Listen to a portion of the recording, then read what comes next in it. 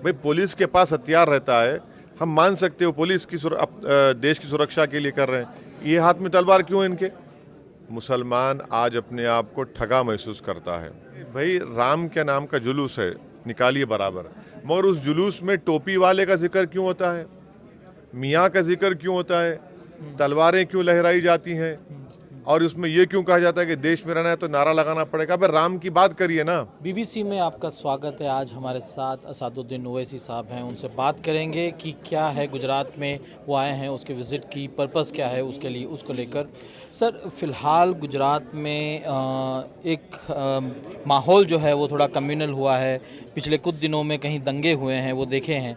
तो इन सब चीज़ों को देखकर किस तरह से आप देख रहे हैं गुजरात की सियासत को? नहीं, बड़ी अफसोसनाक बात है कि हिंसा हुई, तशद्दुद हुआ, और अगर ये होता है तो इसकी जिम्मेदारी सरकार पर आयद होती है, गुजरात सरकार पर। और हमारा मानना यह है कि जितने इंक्वायरी कमीशन की रिपोर्ट्स आप पढ़ेंगे कम्युनल राइट के, उसमें सब कमीशन ऑफ इंक्वायरी ने कहा कि जब सरकार चाहती है गड़बड़ होती है, नहीं चाहती नहीं होती है।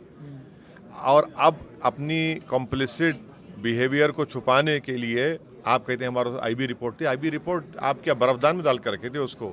उस पर एक्शन लेते आप, पहले ही से ही जाकर उन लोगों को एतमाद में लेते।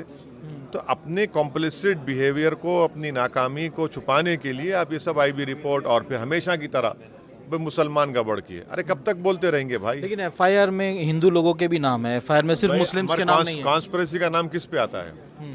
कॉन्स्पिरेसी हम कॉन्स्पिरेसी मुसलमान करता है क्या?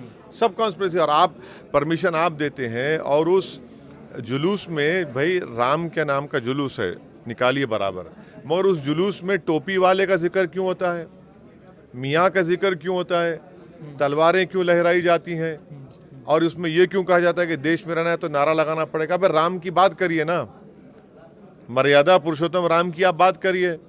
ये नारे क्यों लगाते आप? सरकार से तो क्या कहना चाहेंगे ये जो दंगे हैं इनको लेकर? सरकार, गुजरात सरकार से क्या ये सरकार की जिम्मेदारी थी, सरकार खुद जिम्मेदार है, और अपनी जिम्मेदारी, अपनी नाकामी को छुपाने के लिए इस तरह की मनगढ़ंत कहानियां ये लोग घर लेते हैं। एक्सपेक्टेशन क्या है गवर्नमेंट से? गवर्नमेंट को इन सब दंगों के बाद अब क्या करना चाहिए? गवर्नमेंट इंसाफ करे।